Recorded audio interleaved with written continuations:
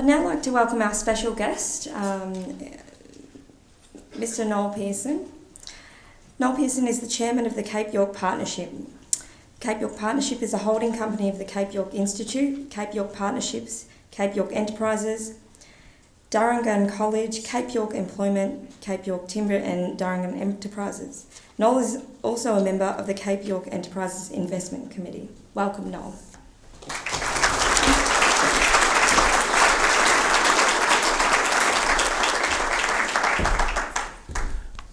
Thank you very much for your kind welcome, and thank you, Paul, on behalf of the Yorta Yorta elders and community for this great privilege of addressing this oration this year. I'm extremely conscious that I'm wearing the suit of my late friend, Lou Griffiths, who worked with the Yorta Yorta people during the Yorta Yorta case. I just realised that when I walked into the room that Lou had filmed the entire proceedings before Justice Olney in that case. And it's an extraordinary archive of evidence and process in that case that he accumulated, and he formed great friendships with the elders of the Yorta Yorta, many of whom are now no longer with us. And I want to say some things about that case because I believe it was wrongly decided, and I will give you my reasons for why I think it was wrongly decided under the law. And I will also give you my reasons for believing that it is still an unresolved issue. But first I want to say that there is no other tribe in Aboriginal Australia who has produced more important leaders than the Yorta Yorta. I can't think of any. The Wiradjuri and perhaps the Noongar and a few others, the Yolngu of northeast Arnhem Land, might be a show, but historically and truly, this particular tribe has contributed more important leaders in the history of the Aboriginal struggle in Australia than any other in the country.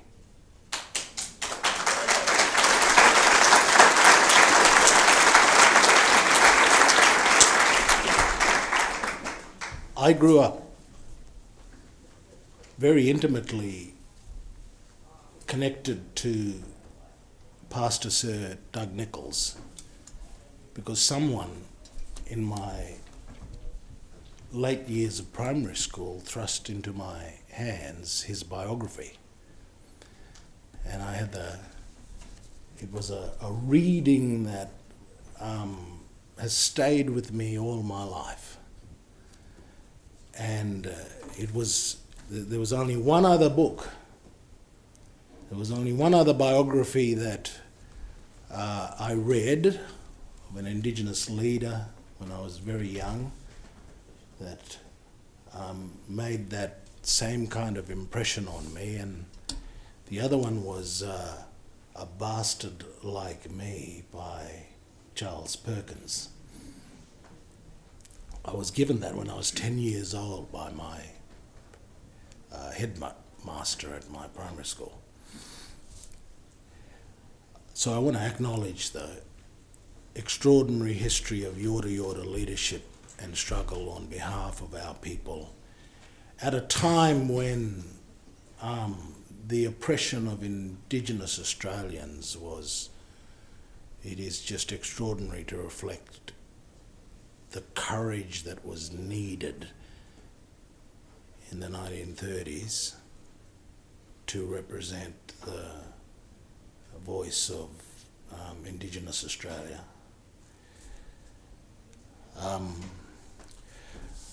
I'm conscious that my remarks about the Yorta Yorta case are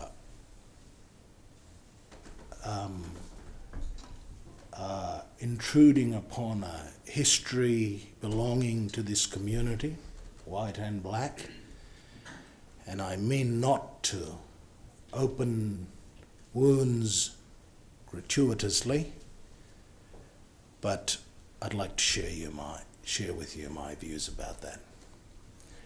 Before I get to that, I want to share some arguments that I've been developing about why Australian Conservatives should make common cause with us about our recognition in this country. And I've been taken with a concept proposed by the English conservative philosopher named Roger Scruton, who spoke of this idea of oikophilia. This is a quote from his 2012 book called Green Philosophy: How to Think Seriously About the Planet. Scruton says that Edmund Burke developed three ideas that, it seems to me, were then and ought to be now the core of conservative thinking: respect for the dead, the little platoon, and the voice of tradition. Burke was one of the first major political thinkers to place future generations at the heart of politics. Burke's view of society as an association of the dead, the living and the unborn, carries a precious hint as to how the responsibility for future generation arises. It arises from love, and love directed towards what is unknown must arise from what is known. The future is not known, nor are the people who will inhabit it, but the past is known, and the dead, our dead, are still the objects of love and veneration. It is by expending on them some part of our care, Burke believed, that we care also for the unborn. For we plant in our hearts the transgenerational view of society that is the best guarantee that we will moderate our present appetites in the interests of those who are yet to be. The love of home. Love of home, oikophilia, is the intriguing idea put forward by Roger Scruton. It is, I think, a most important contribution to how the pressing environmental problems facing human societies might be thought about and responded to. Scruton's book brings together the conservation that is latent in political conservatism and the conservatism that is latent in environmental conservation. Love of the oikos, or household, is the common motivation in stewardship and protection of the environment and of society. This common motive is for Scruton natural, the shared love of place. He says, that, it seems to me, is the goal towards which serious environmentalism and serious conservatism both point, namely home, the place where we are and that we share, the place that defines us, that we hold in trust for our descendants, and that we don't want to spoil. It is time to take a more open-minded and imaginative vision of what conservatism and environmentalism have to offer each other. For nobody seems to have identified a motive more likely to serve the environment cause than this one, of the shared love for our home. It is a motive in ordinary people. It can provide a foundation both for a conservative approach to institutions and a conservationist approach to the land. It is a motive that might permit us to reconcile the demand for the democratic participation with the respect for future generations and the duty of trusteeship. It is, in my view, he says, the only serious resource that we have in our fight to maintain local order in the face of globally stimulated decay. Environmentalists, staring at the stark and impenetrable wall of liberal self-interest, frustrating their schemes to turn around environmental decay, should read Scruton and pause to reflect on where the mobilising of imposed large-scale bureaucratic strategies against the self-interest of Homo economicus has ended up. Put aside your fantasies of eco-revolution and the great green Uber Internationale. Scruton proposes another motive as potentially compelling as self-interest: the natural love of home. Oikophilia is the closest that contemporary conservative philosophy comes to the indigenous love of homeland. But Scruton contrasts religious and kinship affiliations with national ones. Incorrectly, in my view, he makes assertions about tribal affiliations which must be answered if his notion is to find common ground with indigenous connection to country. Scruton does not understand that homelands are central to tribes. Scruton's knowledge of the nature of tribal societies and their relationship with territory is too thin, and this is not his main concern in any case. That is a pity, because he would realise that his concept of tribal institutions is limited. After all, it was in respect of Galarrwuy Yunupingu's Yolngu Society that Chief Justice Blackburn famously observed in 1971 that the evidence showed a subtle and elaborate system, highly adapted to the country in which the people led their lives, which provided a stable order of society and was remarkably free from the vagaries of personal whim or influence. If ever a system could be called a government of laws and not of men, it is that shown in the evidence before me. Scruton would recognise his description of the filial relationship between Englishmen and their native nation resonates with that between the Yolngu and his tribal nation and speaks to the same conservatism.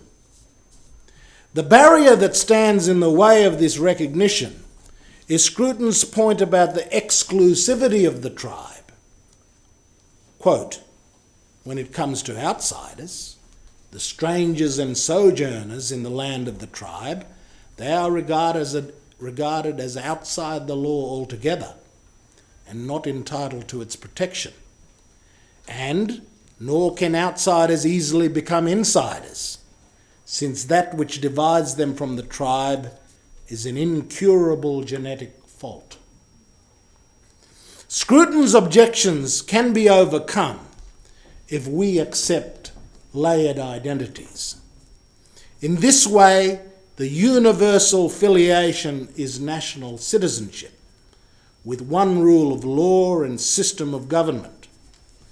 The one rule of law and system of government that applies in Scruton's native Britain is one which does not oblige, and in fact cannot oblige, unfreedom of religion.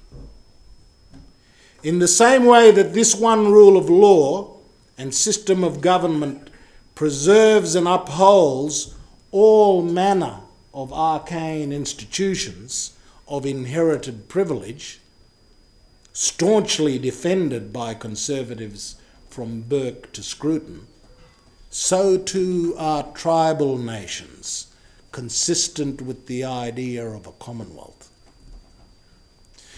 The problem with Scruton's view of the tribe is that it is a dated caricature. It might have been true at the time of David Livingstone's adventures in Africa, or the Australians making first contact in the highlands of Papua New Guinea, or the first whites entering Arnhem Land, but it is now a view of the past.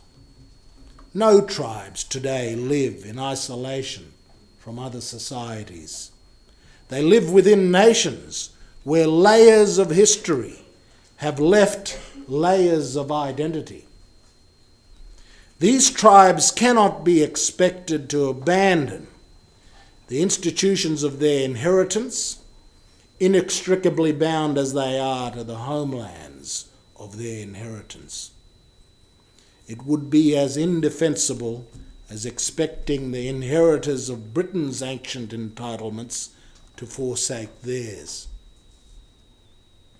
I want to now discuss one aspect of Scruton's idea of conservatism: respect for and connection with the dead, as part of a consideration of what it means to be Indigenous. In this passage from the International Court of Justice's 1975 Western Sahara case, Judge Amoon captured what lies at the core of the idea of peoples being indigenous to a country. He said, Mr. Bayona Barmea goes on to dismiss the materialistic concept of terra nullius, which led to this dismemberment of Africa following the Berlin Conference of 1885, and Mr. Bayona Barmea substitutes for this a spiritual notion, the ancestral tie between the land, or Mother Nature, and the man who was born therefrom, remains attached thereto, and must one day return thither to be united with his ancestors. This link is the basis of ownership of the soil, or better, of sovereignty. I'm not now concerned with the legal question.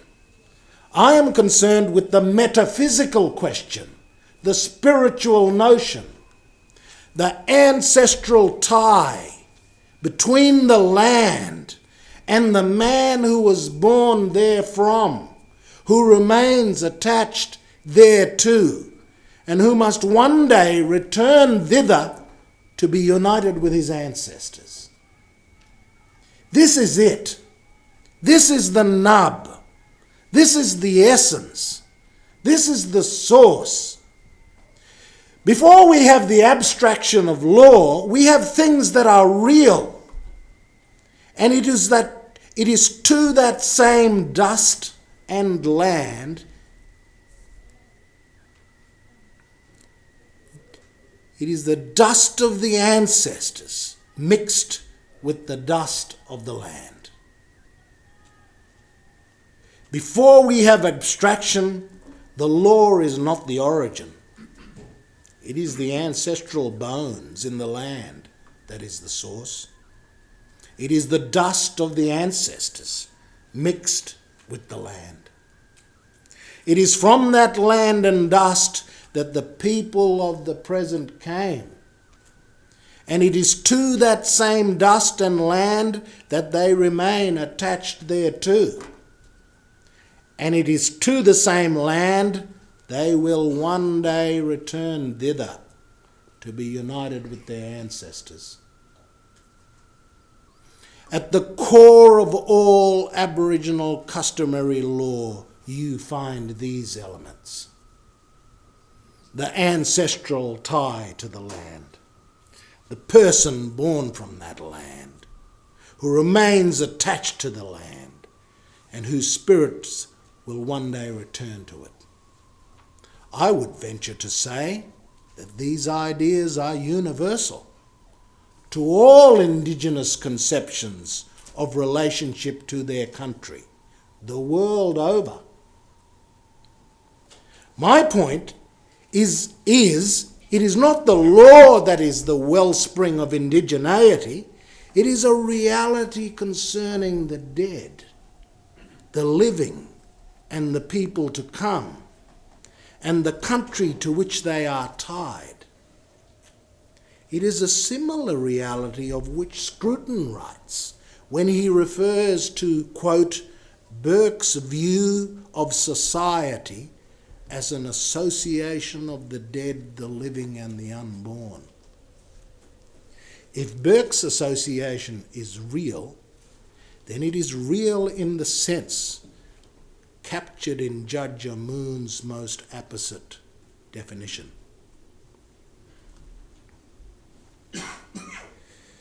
Man cannot live by bread alone. The Cape York agenda I've championed has elements of all three great traditions of political philosophy. This is how I explained it in Up From the Mission.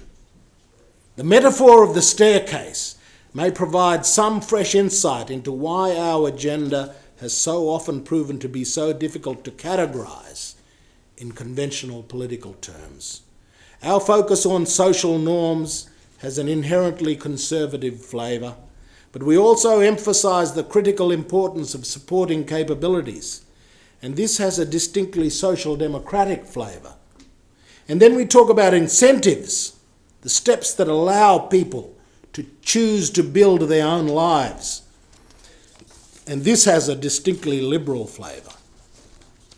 But I now see that while the liberal component of our agenda was well developed, the conservative element was not. It is still a caricature of conservatism. Conservatism is not just about social norms. It is the insight that human beings will not be content when the liberal and social democratic agendas are fulfilled. If the engine of self-interest is cranked up, if the structure of incentives is right, if people exercise choice, if private property is well developed, if there is social democratic provisioning of opportunity and people take responsibility to seize opportunity to build their capabilities, what people will really want to do is to read the Talmud in Hebrew and Aramaic, or learn archaic yorta from old recordings, and build a scale model of King Solomon's temple. Aboriginal Australian culture is evidence that when humans are at equilibrium, people build traditions tied to languages and land, and they pass them on to the next generation. Conservatism is not just about sending your children to school to paint your fence white. It is insight into the imperfection and mystery of human nature. This imperfection and mystery will ultimately make liberal and social democratic structures inadequate and bindu, without taste. Conservatism is the idea that distinct peoples should continue to exist because difference is an end in itself. The homogenization inherent in liberalism and social democracy is risky because it robs us of many attempts to answer great existential questions. Conservatism is different to liberalism and social democracy. Liberalism is based on a few principles, and then people do the rest through their own choices. But there's no end to the number of human traditions. Japanese and Guguyimithid liberalism are the same. Japanese and Yolngu social democracy are similar. But Japanese and Yorta Yorta traditions are different worlds. Tradition is by definition about the detail and not the broad principle. To work politically for a tradition, you have to make sure the dictionary in 10 volumes is written. You have to record and teach the songs that traverse the continent. Self-interest is the engine that drives everything else in the vehicle of progress, but tradition is the engine that drives human existence. Conservatism makes the case for continued existence in a deep sense, not just in the trivial sense of having biological descendants. Continued existence is of lesser concern to Anglophone and Sinophone conservatives because their cultures are large and too powerful to die. No one can have true existential angst that there will be no one left who can and will want to read Shakespeare. Man needs bread, but he cannot live by bread alone. There are two reasons Australian conservatives should support constitutional recognition of Aboriginal and Torres Strait Islander peoples. First, conservatism sees intrinsic value in tradition and inheritance. Like our British heritage, Indigenous tradition and inheritance is important and should be recognised and maintained. Secondly, conservatives value national unity. They disavow separatism, collectivism and division among citizens, preferring instead individualism bound by a common sense of national unity and patriotism. That is why they should support the removal of references to race that serve to divide citizens. In trying to understand conservative objections to the expert panel's proposals, it is important to understand the Australian mix of liberalism and conservatism and the influence of conservatism amongst constitutional lawyers. The influential group whom Greg Craven dubbed the Cons. This group, convening as the Samuel Griffith Society, values liberalism and democracy. They insist on parliamentary sovereignty and are ready to accuse judges of usurping that democracy. They value the Australian Constitution as inherited wisdom. Conservatives resist principles such as equality and non-discrimination in the Constitution. While valuing free and equal participation in democracy, conservative pragmatists do not think such ideals can be protected simply by writing them into the Constitution. Such alterations risk giving judges too much power.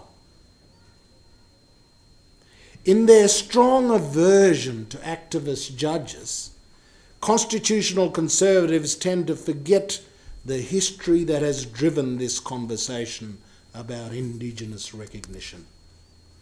Conservatives are concerned with limiting activism and therefore do not want symbolic words or sweeping rights clauses in the Constitution. We need to take account of these views. But what conservatives in turn need to understand, in an effort to find consensus, is that for Indigenous people the movement for recognition has always been about achieving protection and recognition of Indigenous rights and interests within Australia. It is about reconciling the fact that there were peoples here before the British arrived, and making provision for those peoples and their interests to be recognised within the nation. Symbolism and poetry is only part of it. Substantive change in the national approach to Indigenous affairs is the other.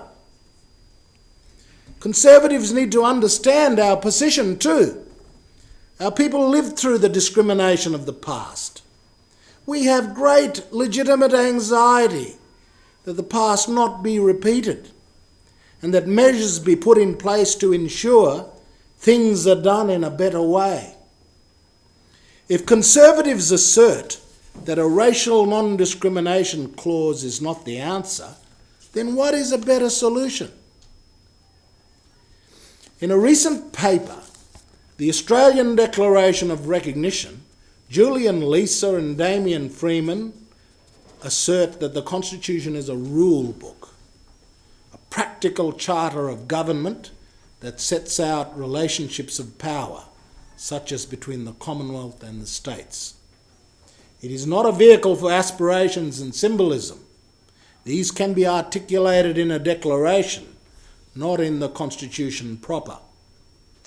But if the Constitution is a practical rule book, then we should also accept that one very important national power relationship is clearly not addressed in the Constitution. Arguably, therefore, the rule book should be amended to make provision for Indigenous people to be heard in Indigenous affairs.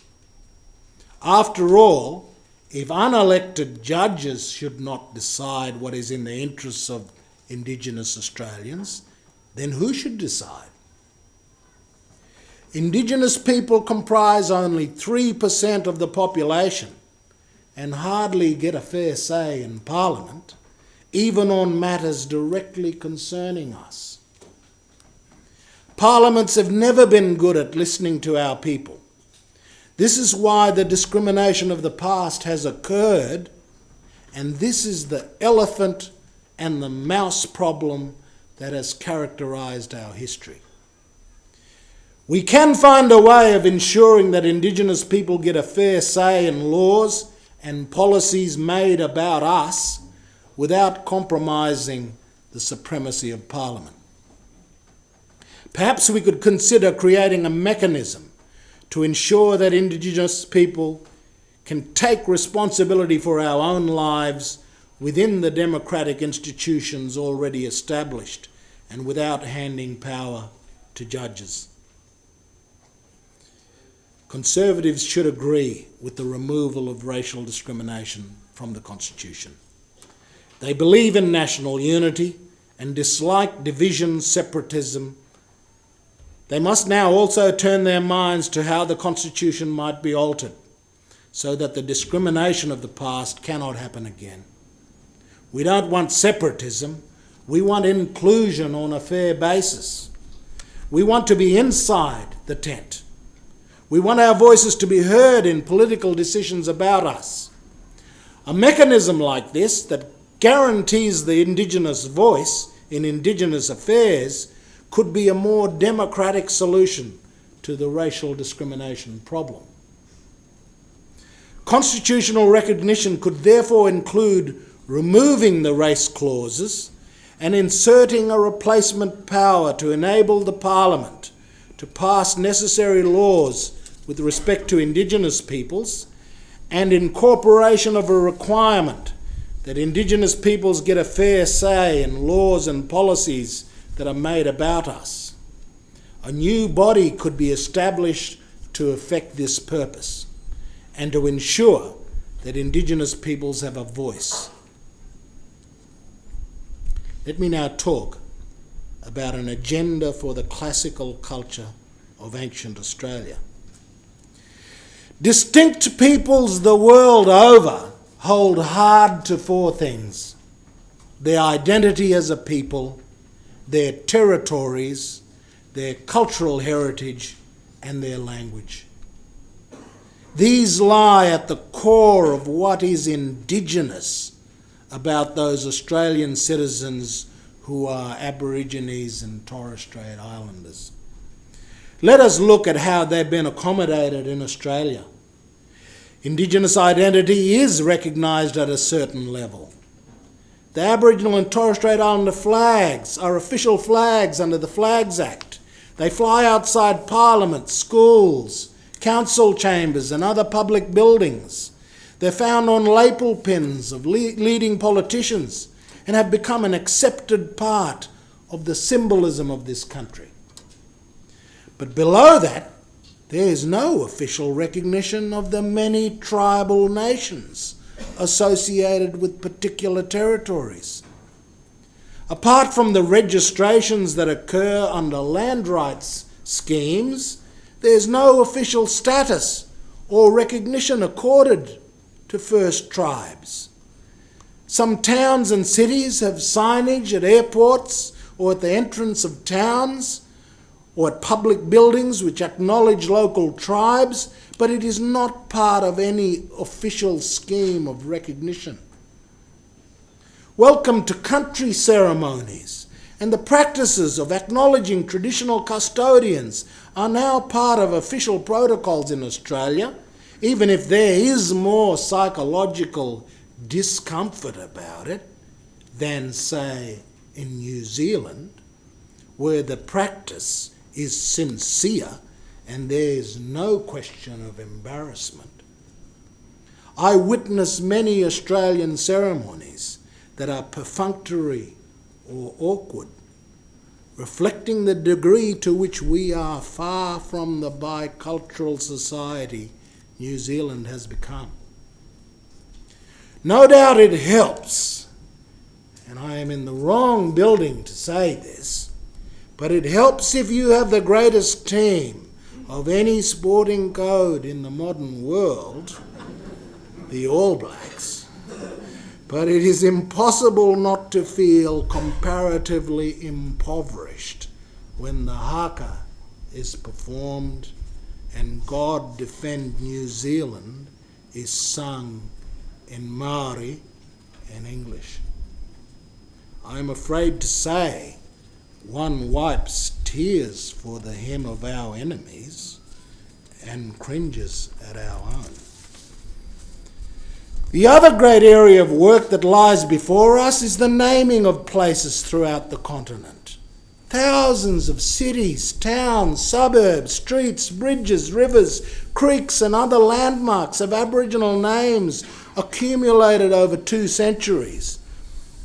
By the time you count all of the private names of homesteads, farms, residences, buildings and institutions that are Aboriginal, they number in the tens of thousands. And yet there's little awareness of the provenance of these place names. People seem not to know that Coolum is an Aboriginal name, as are the great majority of the town names where I live. It is strange indeed to drive through places with virtually no Aboriginal presence, but bearing all these ancient names. Many Australians simply do not know the difference between Aboriginal and English names. I now live in a place with the names Nambour, Noosa, Umandi, Tinbiwa and Maroochydore. I play a game with my kids to accumulate those names, and then we pass a road yesterday called Murdering Creek Road. I will make a wild guess and say that fewer than 1 in 100 of the ancient names of Australia have been officially recognised. Most features of the continent, its contours, swamps, sandhills, mangroves, creeks, rivers, headlands and so on, have Aboriginal names of ancient provenance. How can it be that these names are not officially recognised? Other countries have adopted dual naming practices. When I visit Yorkubaralbiko, on the coast near the old Cape Bedford Mission, I pass a hill with the prosaic but official name of Round Hill. But its true name is Thamalnupun, 1 foot. It is ridiculous that a place that had a name at the time of Jesus of Nazareth is no longer officially known by its proper name. This is a vitally important agenda for the country. This continent is a named continent, and Australians should know this landscape is rich with meaning and history. Through land rights schemes, native title rights at common law and under legislation, land reservations and purchases, much has been done to recognise the territorial rights of the contemporary descendants of the original tribes. This is where accommodation has been made, and the process is by no means complete. The protection of Indigenous heritage in the form of cultural artefacts and places has long been provided for in legislation. These are of mixed quality, and there are gaps, but this is an area of accommodation that has received attention. There are institutions for keeping and displaying the country's Indigenous heritage, including a dedicated institution, the Australian Institute of Aboriginal and Torres Strait Islander Studies, but these are not properly supported. There is a yawning gulf between the work they are able to do and the work that needs to be done. Australia does not have a comprehensive agenda for the recording, preservation, presentation and utilisation of the country's heritage. The urgent work described by Rachel Perkins at Garma recently of recording the songlines of Central Australia is just one example of the work that needs to be done before it's too late. The former director of the then Australian Institute of Aboriginal Studies, the late English archaeologist Peter Acko, was the architect of the first beetle push, before it's too late, which saw scores of anthropologists and linguists deployed to the four corners of the continent to undertake salvage work by making Indigenous language and ethnographic recordings. This work captured the knowledge of the last of the old people born in the bush before the mission era. Some of Australia's leading anthropologists, such as Peter Sutton, were part of this drive. Australia urgently needs a Beetle Mark III. The generation that worked on the cattle stations, who were brought up and worked on the country and learned the languages, the next generation on from the old bushborn generation, are now old and passing on. Much of this knowledge will be lost if we do not grasp the importance and urgency of this work. Also, the work compiled by that first generation of researchers needs to be the subject of urgent work itself, converting the mouldering contents of storage rooms of ethnographers who are now in their seniority into forms that are accessible and useful to current generations. It is no exaggeration to say that the notebooks and journals of the researchers who worked in Cape York Peninsula these past 50 years are themselves part of the world's heritage. We need concerted public support to secure it.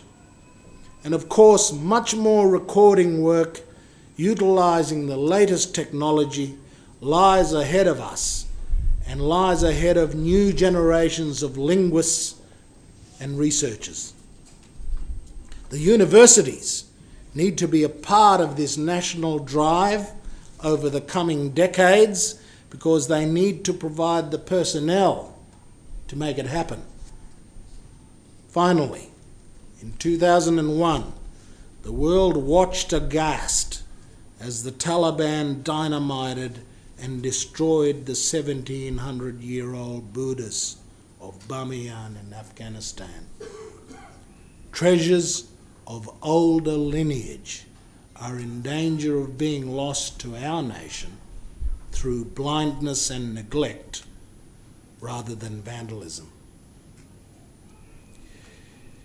Let me now briefly impart to you my thoughts about the Yura Yura case. I fundamentally believe Justice Olney got that decision wrong. His decision and the subsequent appeal to the High Court of Australia was a travesty of the Australian common law on native title. It was based on a misconceptualisation of native title by the courts. The notion that native title is sustained as an artefact of traditional law and custom, and not the common law's recognition that people who are in original occupation and possession of land are entitled to the recognition of that possession following the acquisition of sovereignty by the British Crown, was, in my view, an inaccurate and wrong articulation of the law. You'll recall in the Yorta Yorta case that Justice Olney accepted the claim of the contemporary Yorta Yorta community that they were connected to a set of ancestors who were occupants of this country in the 19th century. He accepted that evidence. It was proven in the case that the contemporary complainants, the contemporary claimants were connected with an ancestral group who were acknowledged to be connected with this country.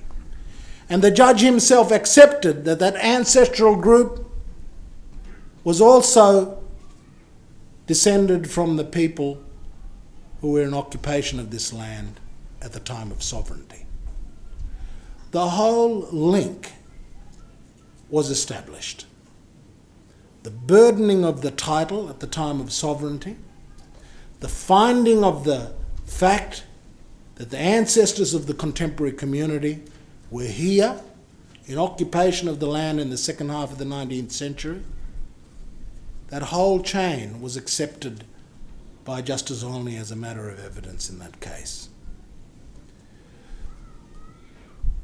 The case turned on, in my view, a wrong concept of native title that was adopted by Justice Olney and on appeal by the High Court. And a disastrous concept of native title took hold in the jurisprudence of Australia. The idea that Indigenous Australians possess a title that is dependent upon traditional law and custom, rather than, as should have been the case, the common law's acceptance that whenever people are in occupation of land, they are presumed to be the possessors of that land. Wherever English law finds anyone in occupation of the land, they are presumed to be the possessors of the land unless someone can prove a better right, a better possession. And the unfortunate conception that was adopted by the court in the Yorta Yorta appeal, I believe, represented a complete bastardisation of the original Mabo decision and the meaning of native title. The jurisprudence on native title in Australia severely went off the rails with the High Court's decision in the Yorta Yorta case. The court disregarded the entire international jurisprudence on native title. They looked at native title as purely a statutory definitional exercise. They looked at section 223 of the Native Title Act for the meaning of native title, when in truth there is a massive jurisprudence in North America and elsewhere throughout the common law world that should have been brought to bear in their consideration of the case. And it was not.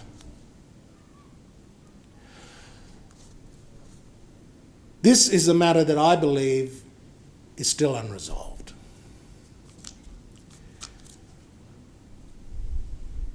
court's decision at first instance before Justice Olney was egregiously wrong. And I don't believe that this decision by Justice Olney and the subsequent appeal in the High Court that failed has left a final settlement of the question. I believe that a different answer is in prospect if the claim had not been conducted and viewed under the terms of the Native Title Act. You see, I will in one last explanation try to communicate my problem with this case. When the Native Title Act was enacted in 1993 in the Commonwealth Parliament, the whole advocacy of that act was to protect the common law of native title. It was not supposed to create a new statutory definition of it. Section 223 of the Native Title Act was supposed to just reflect the requirements of the common law. It wasn't supposed to create its own independent definition. But that wasn't the view taken by the High Court in the Yorta Yorta appeal. And it's one of the great tragedies of that case and the appeal ruled upon by the High Court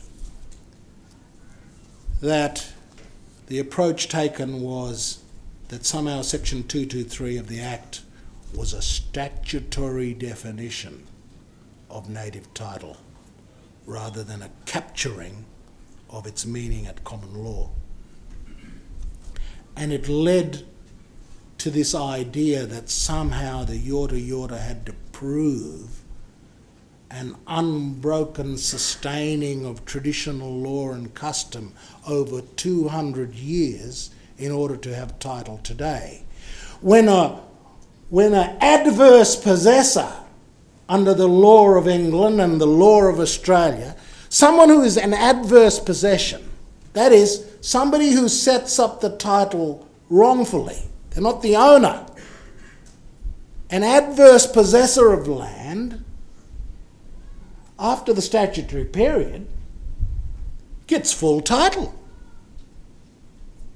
They don't have to prove some 200-year-old chain of title to sustain their possession. It is because the law of possession accords them as the occupants. I have a great sadness about the grief caused the Yorta Yorta people by this travesty of justice. I say one last thing about the Yorta Yorta case. The Yorta Yorta claim,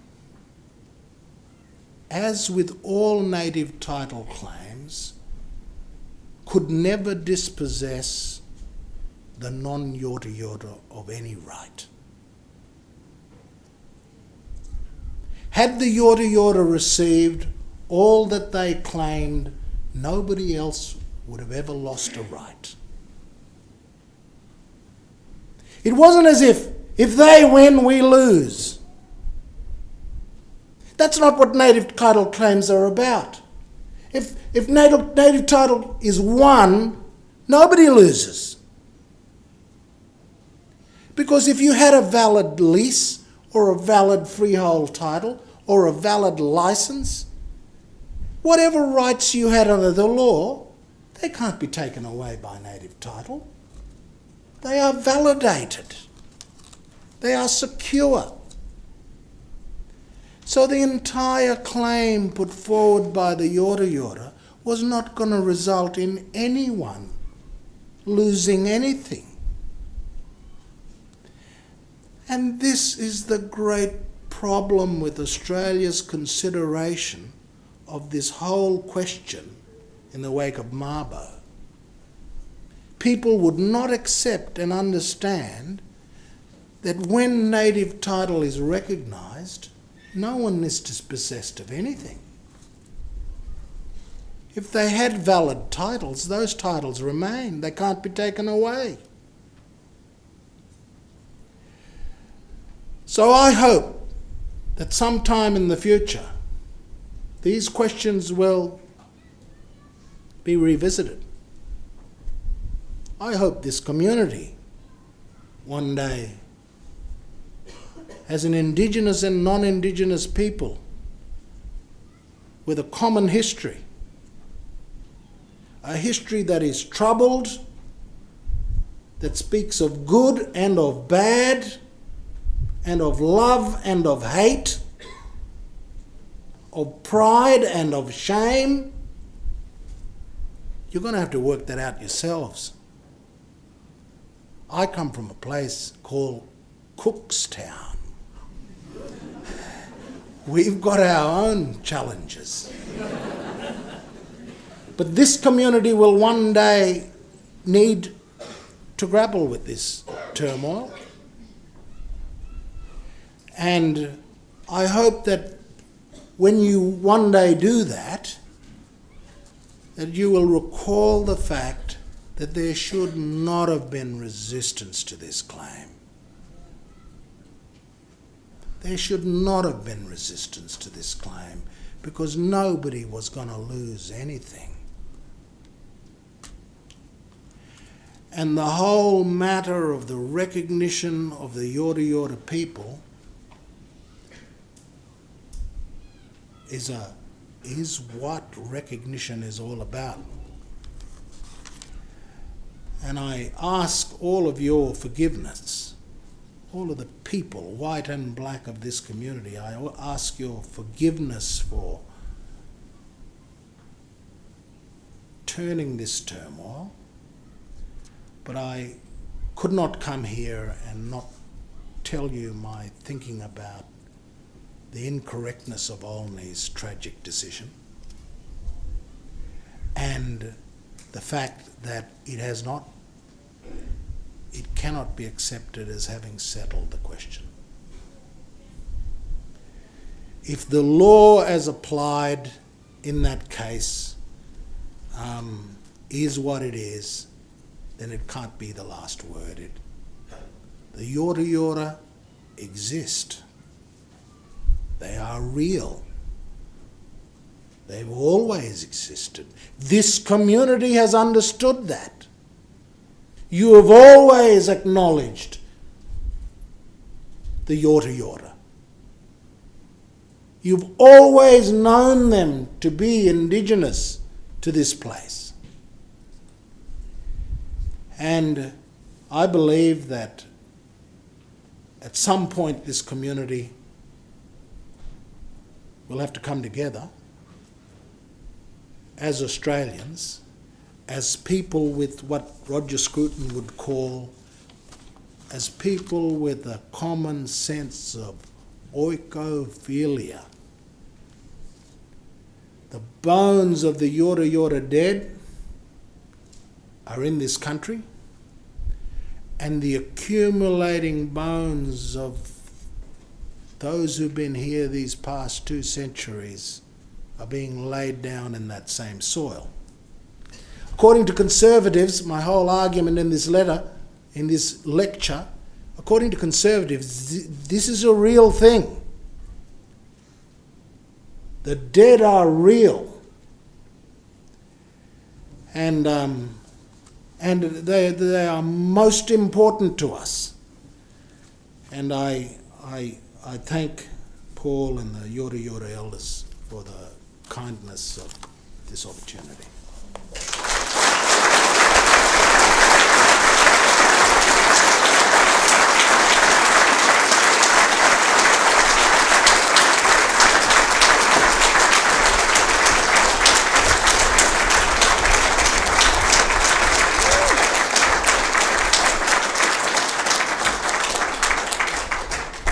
Thank you so much, Noel, for such a powerful oration. And thank you also to our other speakers, Uncle Paul and Margaret. As part of the closing tonight, I just wanted to provide a quick summary of tonight's addresses. Uncle Paul talked about forward with the vision of the governance model, the Algobonia Golden Murray Community Cabinet, the community governance model that looks after community vision, policy, strategy and targets, that drives all of community strategies in economic development, employment, education and health. Building better collaboration between using the strength of bringing 8 other regions together, and a collective ownership in our community, but in a practical way. Margaret, she also talked about the future, about the University of Melbourne's new Golden Valley strategy and how this strategy positions the university to work closely with key stakeholders across Golden Valley region to develop the collective vision Uncle Paul was talking about. Noel's speech talked about the past of our people and the region, which includes our homelands. Noel spoke about we all should honour the struggle of our elders and in particular the contribution of Yorta leaders to the struggle of Indigenous Australians through Australian colonial history to get the non-Indigenous community of that region to face the truths and the past and to deal with these truths in the present by embracing the future that Uncle Paul is proposing: integration, not assimilation. My 3 takings of tonight are, in order for us all to look forward, we need to look back, and that's the saying that comes from Uncle Colin. We need to recognise the past, what can be improved to understand what needs to be done to move forward. We need a collective vision to work with us and walk together, not in front or behind, to partner with us. I'll now like to pass you on to Justin Muhammad for the thank yous.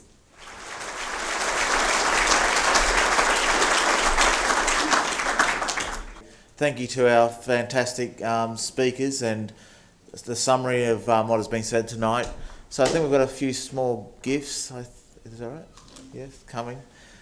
First of all, I'd like to thank Crystal. It's always a difficult task of keeping everyone going along and summarising at the end, and I think you've done a fantastic job tonight and being the MC, so put your hands together.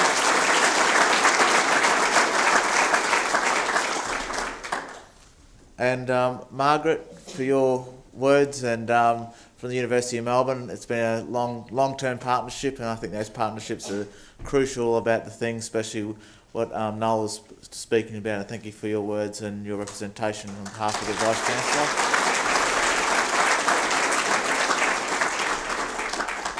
Paul misses out because he's local.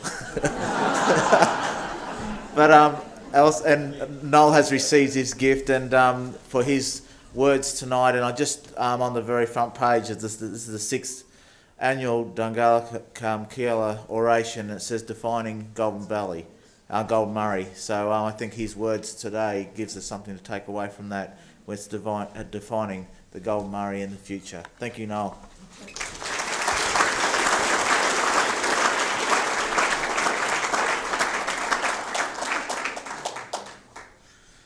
And last but not least, but on behalf of the Kaiela Institute and the University of Melbourne, we'd like to acknowledge the generosity of our sponsors, because we know events like this do cost, and we do need the support of not only the financial support but also the in-kind support. And I'd just like to mention the following: the Faculty of Business and Economics from the University of Melbourne, the Jawan Indigenous Corporate Partnerships, the Lower Chair Institute, the Australia's National Institute for Aboriginal and Torres Strait Islander Health Research, the Melbourne Graduate School of Education, the Rumballara Football and Netball Club, and the Samuel and June Horden Endowment. They all have contributed to making this night the success that it is. Thank you.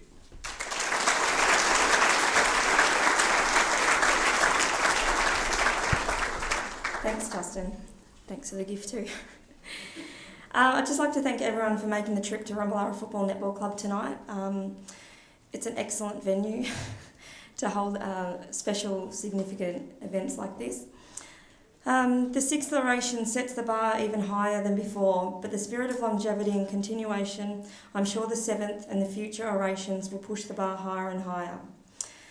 Just before everyone leaves, I just wanted to direct everyone's attention to a little parcels that were on everyone's seat. it's just, I think it's only fair that as a secretary of the Rumbalara Football Netball Club that I talk about our sponsorship packages. And I just wanted to direct your attention to our Brolga memberships. If you had a look in there, we would love your support going into the finals and also into the 2015 season. So thanks everyone for tonight.